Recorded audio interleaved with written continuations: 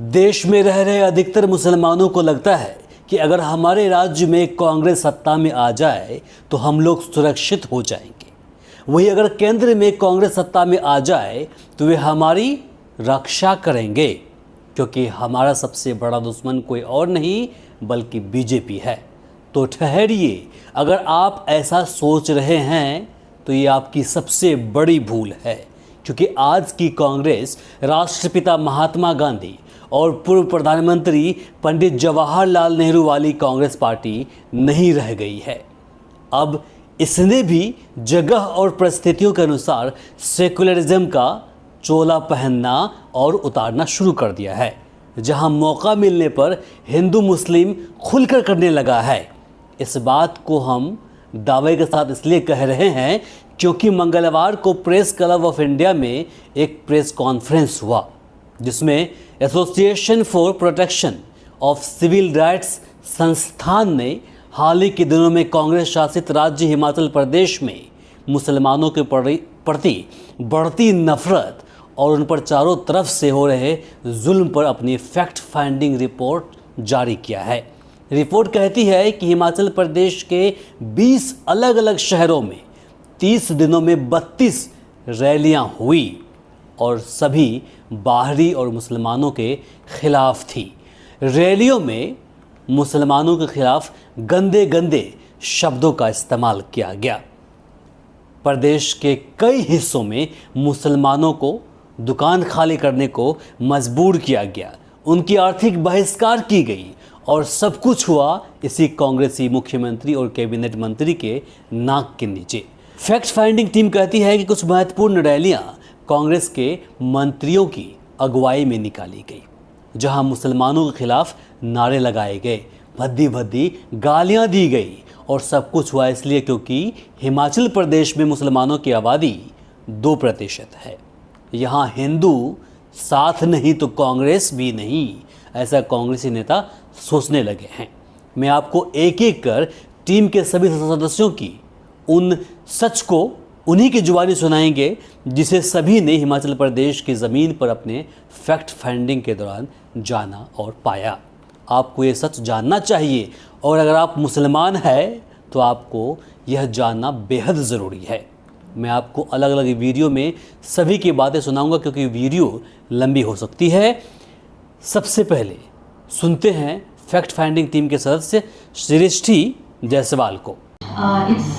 It's difficult for me to express even though I am not from the community. So इस तरह के hateful statements दिए गए। बहुत सारे हमें ऐसे केसेस मिले जहाँ पे vulnerable मुसलमानों को पीटा गया, उनकी दुकानों को वेंडलाइज कर दिया गया और उनको बहुत ज़्यादा धमकियाँ दी गई। बहुत सारे मुस्लिम जो हैं वो हिमाचल छोड़कर चले भी गए, जो हिमाचल में इन्वेस्टेड थे, यानी पिछले कुछ सालों से रह रहे थे, 10 साल से, या फिर उनके लिए बहुत मुश्किल था अपनी रोजी रोटी छोड़कर जाना। तो शायद से वही कुछ एक चंद मुसलमान हैं जो हिमाचल में अभी बचे हुए हैं। तो मैं हमारी फैक्ट फाइंडिंग की जर्नी के बारे में आपको बताना चाहूँगी। जैसा कि नदीम जी ने कहा कि हमने सबसे पहले सोलन से शुरुआत की। सोलन में 16 सितंबर को एक रैली हुई थी, एक काफी वायलेंट रैली हुई थी, जिसमें मुसलमान दुकानों के आगे, जो मुसलमान ने रेंट की है या फिर जो भी मुसलमान इस दुकान पे काम करता है, उसके आगे एक लाल चिन्ह लगा दिया, क्रॉस, रेड क्रॉस। एंड दुकानों के आगे, उनके शटर पे, दुकानों के आगे जो पेवमेंट है उसके ऊपर रेड क्रॉस लगा दिया गया। We were surprised that we visited on 26th of September and वो एक्स मास्क फिर भी उन दुकानों पे था, उधर पेवमेंट पे था।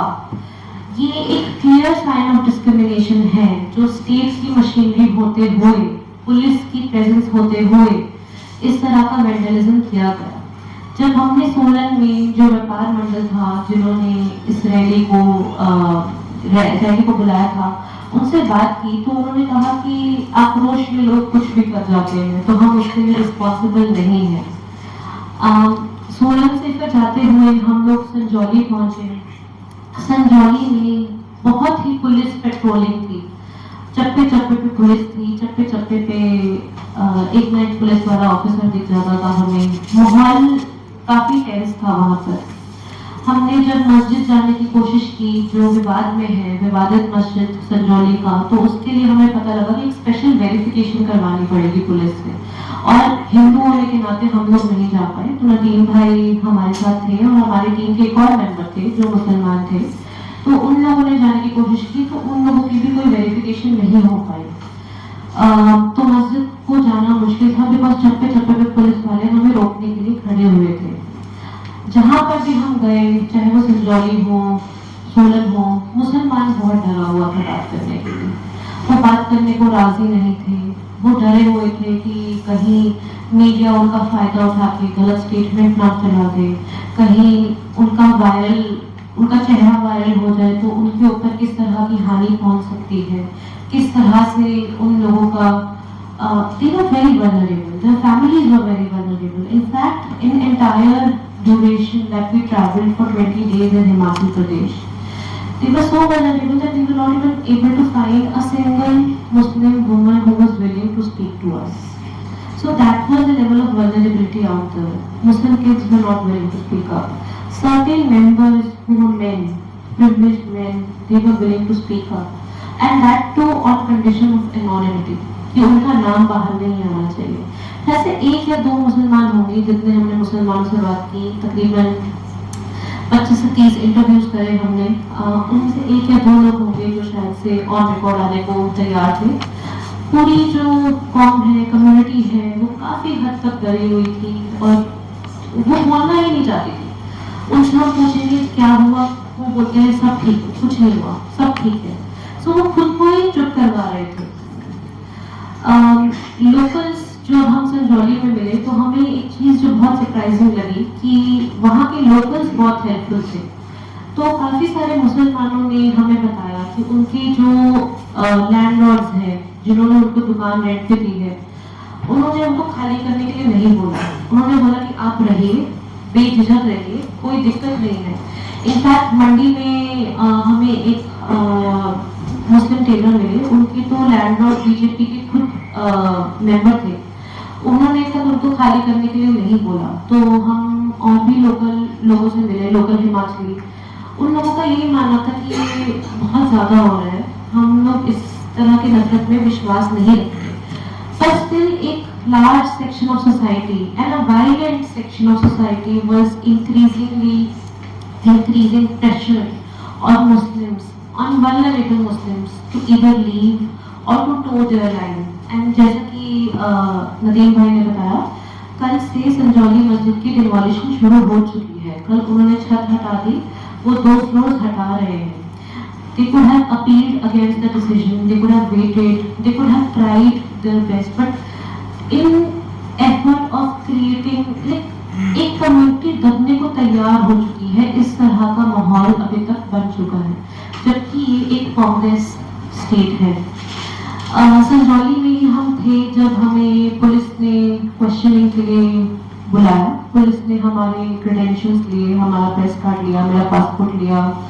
हमें उस समय तक नहीं पता था कि फार राइट ग्रुप्स में जो कमल गौतम है, उन्होंने हमारी फोटो जो है वायरल कर दी है। तो पुलिस हमारे पास आई और उन्होंने पूछा कि आपके 5 मेंबर्स हैं, क्योंकि कमल गौतम ने ऐसा अपने पोस्ट में लिखा था कि 5 मेंबर्स हैं, जबकि हम 4 मेंबर्स थे फैक्ट एंड कमेटी के। तो वहाँ पर पुलिस से हमारी बातचीत हुई एंड पुलिस ने initially they wanted to know कि हम कौन हैं, कहाँ से आए हैं, बाहरी लोग हैं, किसी तरीके की षड्यंत्र के लिए तो नहीं आए हैं। उन्होंने हमारा सारा का सारा आई कार्ड लिया, फोन नंबर्स लिए, जाना हम कहाँ से है। उसके बाद वो थोड़ा शांत हो गए और उन्होंने हमें बताया भी पुलिस ने कि उनके लिए कितना मुश्किल है संजौली जैसी जगह को डील करना। उन्होंने हिमाचल में कभी इस तरह का माहौल देखा ही नहीं है, इस तरह का कम्युनलिज्म देखा ही नहीं है। तो वहाँ पे लोकल पुलिस वाले हमें बता रहे थे कि वो रेगुलरली अपने सीनियर्स के साथ कांटेक्ट में थे कि अब क्या करें, अब क्या करें, ये हो रहा है। जिस दिन संजौली में एक बहुत ही बड़ा प्रोटेस्ट हुआ था, जब पुलिस को लाठीचार्ज करने की जरूरत कर रही थी, पुलिस ने इतनी इंटेलिजेंस गैदर ही नहीं करी थी कि इतना बड़ा प्रोटेस्ट हो सकता है, इतनी भीड़ आ सकती है। उनके लिए बहुत सरप्राइजिंग था। They were very under prepared. In fact water cannons जो थी वो लेकर आए थे, पर उसमें वाटर नहीं था, and it was just for show. And so police didn't know how to really handle this situation. It was one of the first for Himachal police. And Himachal police, in fact speaking from the police perspective, जो police ने हमसे of the record बात की, उन्होंने बताया कि they were facing a fatigue at this point of time, कि हम किस तरह से इस सिचुएशन को हैंडल करें, क्या करें, because in Himachal mostly police has a priority over other things like drugs is a very big issue in Himachal Pradesh. They would want to focus their energies on that, जबकि यहाँ पर energy एक संजौली जैसे छोटे से town को protect करने में इतने सारे पुलिस वाले हैं। 4-4 घंटे का रोस्टर बना रखा है पुलिस वालों का कि हर 4 घंटे में पुलिस वाला चेंज होगा, 24 घंटे का प्रोटेक्शन है वहाँ पर। कितना पुलिस फोर्स का एनर्जी लग रहा है और सच इशू जहाँ पर they could have done a better job. So police was highly underprepared in these circumstances. When we got to know that our picture is made viral, that was in Sanjori only in the evening. So and we were able to relate it with the police questioning. कि police ने हमें कभी question किया because शायद से उनको पता लगा था, उनको फोन कर दिया गया था फार राइट की तरफ से कि शायद से ये लोग आ रहे हैं जो एक टेररिस्ट ऑर्गेनाइजेशन से लिंक है, ये षड्यंत्र रचने आ रहे हैं। सो कौशिक और नदीम जी का फोटोग्राफ उन्होंने वायरल किया था और हमारे साथ एक मुस्लिम मेंबर थे जिनका मैं नाम नहीं लेना चाहूँगी क्योंकि वो काफ़ी वल्नरेबल है। उन्होंने उसी पॉइंट पर डिसाइड करा कि वो वापस दिल्ली जा रहे हैं बिकॉज उनके लिए आगे प्रोसीड करना बहुत ही डिफिकल्ट हो गया as a Muslim member, because Kaushik और मैं दोनों हिंदू हैं, हमारी आइडेंटिटी एक हिंदू होने के नाते हमें प्रोटेक्ट करती है और वो एक मुस्लिम होने के नाते उनकी वल्नरेबिलिटी और ज़्यादा इंक्रीज हो गई। तो उन्होंने डिसाइड किया कि वो आगे फैक्ट फाइंडिंग में प्रोसीड नहीं कर पाएंगे and it was a matter of shame for me as a Himachali that he has to face something like this in a state where nothing like that existed. After that हम लोग भी काफी डर गए बिकॉज हमें नहीं पता था कि क्या होगा क्या नहीं होगा। तो हम संजौली के बाद पालनपुर चले गए। पालनपुर में हमने आउटराइट जो वहाँ पे विटनेस किया, वहाँ पे रैली हुए कुछ दिन हो गए थे और मुसलमानों ने दोबारा से दुकानें लगानी शुरू कर दी थी। तो हम मुसलमानों से बात कर रहे थे तो कोई भी ऑन रिकॉर्ड आने को तैयार नहीं था। जो वहाँ पे मुझे सबसे ज्यादा क्रूअल लगा कि एक काफी ओल्ड मुसलमान थे, बहुत बूढ़े कश्मीरी मुसलमान थे, 40 साल से पालनपुर में जो ड्राई फ्रूट्स हैं वो बेचते थे, कश्मीरी ड्राई फ्रूट्स, बादाम, काजू, किशमिश, और उन्होंने हमें थोड़ी सी किशमिश भी खिलाई, बहुत अच्छा लगा हमें। उनकी दुकान तोड़ दी, उनको वैंडलाइज किया। उनका भाई जो फल सब्जी की रेहड़ी लगाता था उसको इतना मारा पीटा कि वो वहां से छोड़ के पालनपुर छोड़ के वापस कश्मीर चला गया।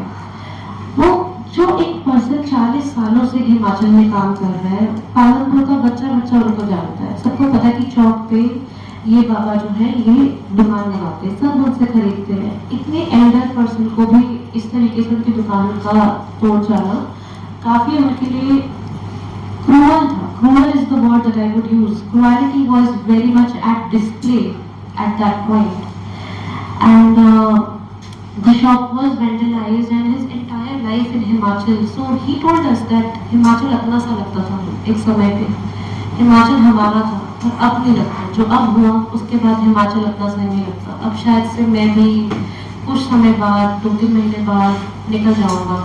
उनके जो पड़ोसी थे उन्होंने काफी हिम्मत की, उन्होंने बोला आप लगाओ दुकान, हम आपके साथ हैं। व्यापार मंडल जो पालनपुर का था और पालनपुर की जो लोकल ऑफिशियल्स थे, एसडीएम, डीसी, उन्होंने उनको आश्वासन दिया कि हम आपके साथ तो वैसा नहीं होने देंगे, तो आप दुकान लगाइए।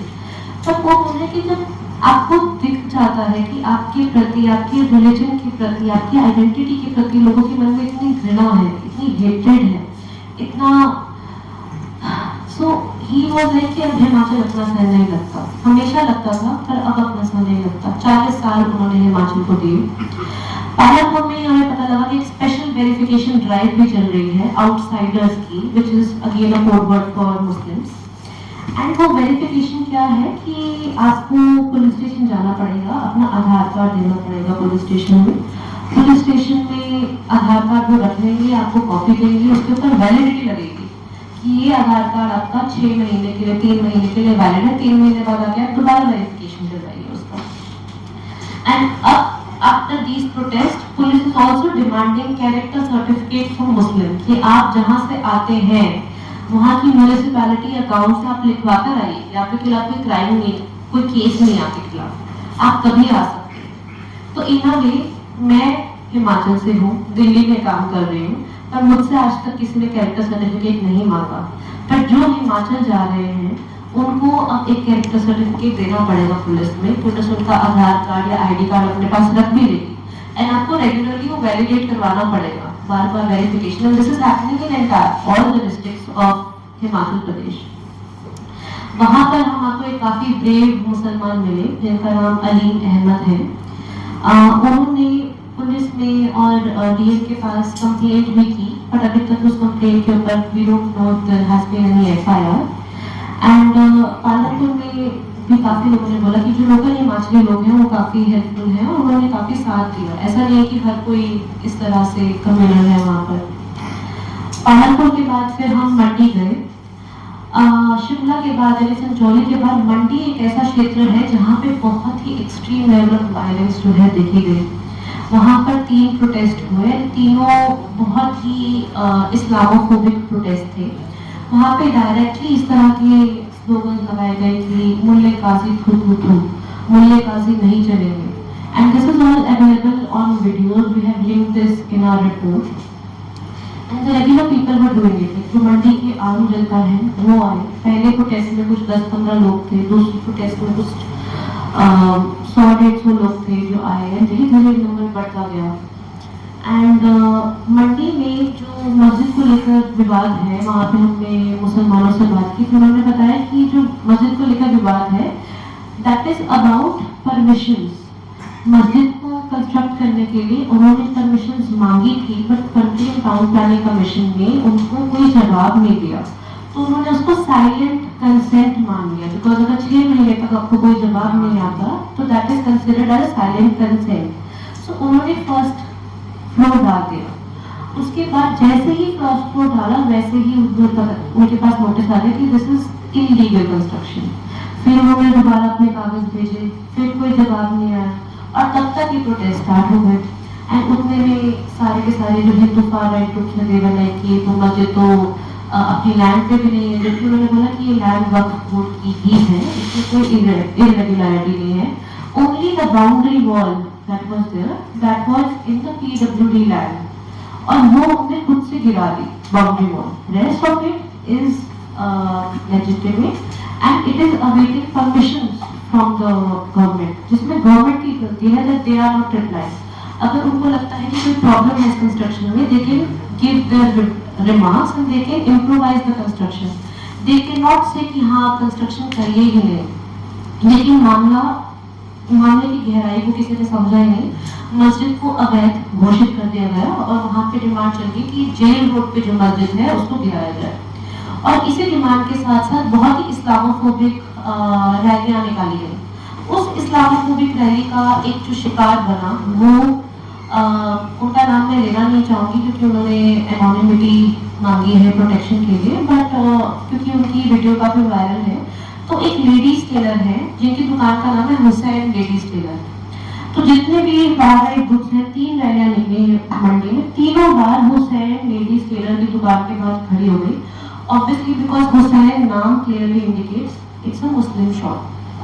वहां पर खड़े होकर पहले उन्होंने जो हुसैन जी हैं उनके कैरेक्टर के ऊपर सवाल उठाए। उनको बोला कि ये लड़कियों की ही क्यों लेडीज टेलर है, ये जेंट्स लेडीज टेलर क्यों नहीं है, लड़कियों का ही क्यों सिलते हैं, इनका जरूर कोई ना कोई हमारी बहू बेटियों को वश में करने का कोई वो होगा। सेकेंड रैली में उन्होंने ऐसा बोला कि जो ये इनको रेंट पे दे रहे हैं वो हमें पता है वो खत्री समाज से आते हैं, खत्री कास्ट और सब कास्ट इन मंडी। तो खत्री समाज वालों ने इनको लैंड यानी रेंट पे दिया है। खत्रियों का भी वही हाल होगा जो कश्मीरी पंडितों का हुआ था अगर ये इस तरह से देते गए। And a lot of hate speech was used and during that time the board of that Hussain ladies tailor was made viral through videos in far-right groups। उस बोर्ड पे उन भाई का नंबर था और जिस तरीके से उनका नंबर वायरल हुआ, जिस तरह की अनस्पीकेबल थ्रेट्स उनको आने लगी ऑन एवरीडे बेसिस, उनकी चाहत के बिना वो अननोइंगली वायरल हो गई। बजरंग दल से, विश्व हिंदू परिषद से, तरह तरह से लोग उनको फोन कर रहे हैं। आपका एड्रेस दीजिए, आपको ठिकाने लगाने आना है हमने, इस तरह की जो बातें उनसे की जा रही है। और वो बहुत डरे हुए, उनके 2 बच्चे हैं, बीवी है, वो हिमाचल में पिछले 10 सालों से रहते हैं। उनकी दुकान वाला तो मोस्ट फेमस शॉप्स है इन हिमाचल, इन मंडी। एंड जब हम गए उनके पास एक पल की फुर्सत नहीं थी, क्योंकि सारी हिंदू लेडीज उनके पास ही आए थे कि करवा चौथ का व्रत है और हमारा सूट सिल दीजिए। बट उन्होंने नए ऑर्डर देने बंद कर दिए, बिकॉज ही नेवर नोज कि हमें कब बोर्ड या बिस्तर बंद करके यहाँ से भागना पड़े। उसके बाद फिर मंडी के बाद फिर हम कुल्लू गए। कुल्लू में जो प्रोटेस्ट हुआ, पहला प्रोटेस्ट 16 तारीख को था और दूसरा प्रोटेस्ट 30 तारीख को था, 30 सितंबर। 30 सितंबर के प्रोटेस्ट में बहुत ही इंटरेस्टिंग बात हुई कि उन्होंने जो हिमाचली एलिमेंट्स हैं उनको उस प्रोटेस्ट में इंक्लूड किया। तो हिमाचली नाटी है, हिमाचली पहनावा है, हिमाचली जो धाम है, तो जो प्रोटेस्ट रैली है, यानी जो आक्रोशित हिंदू है जो तरह तरह की गालियां देते हुए प्रोटेस्ट कर रहे हैं, उनसे पहले हिमाचली नाटी हो रही है। So they try to legitimize this with culture. And before that rally, the SDM of Kullu, who deserves credit, he gave a press conference, he released all the documents, and he said the mosque is completely valid. जो mask है कुल्लू में वो जामा मस्जिद है, 500 kilometre के area में it is the only Jama Masjid in Himachal, and it is pre partition Jama Masjid की independence Jama Masjid, because Himachal में पहले पार्टीशन से पहले काफी मुसलमान रहा करते थे, वो पंजाब का पार्ट था। पार्टीशन के बाद काफी सारे मुसलमान जो हैं वो पाकिस्तान चले गए, तो ये जो मस्जिद है जैसे सोलन का मस्जिद है या फिर जो कुल्लू का मस्जिद है, ये पार्टीशन से पहले ही बनाए गए थे। तो जो कुल्लू की मस्जिद है उन्होंने हमसे एक बात कही और उसी के बाद पे मैं अपनी बात भी खत्म करना चाहूँगी। Back in the day in 1999 जब मस्जिद को थोड़ा बड़ा करना चाहते थे, एक्सपैंड करना चाहते थे, रिकंस्ट्रक्ट करना चाहते थे, तो बीजेपी के राजा महेंद्र सिंह एंड आरएसएस के जगदम्बा प्रसाद अवस्थी, ये 2 लोग थे जिन्होंने अपनी जेब से 5000 रुपए की डोनेशन दी थी मस्जिद के लिए। मस्जिद की जो पहली नींव थी रिकंस्ट्रक्शन के लिए, वो हिंदू, मुसलमान, सिख और ईसाई ने साथ में।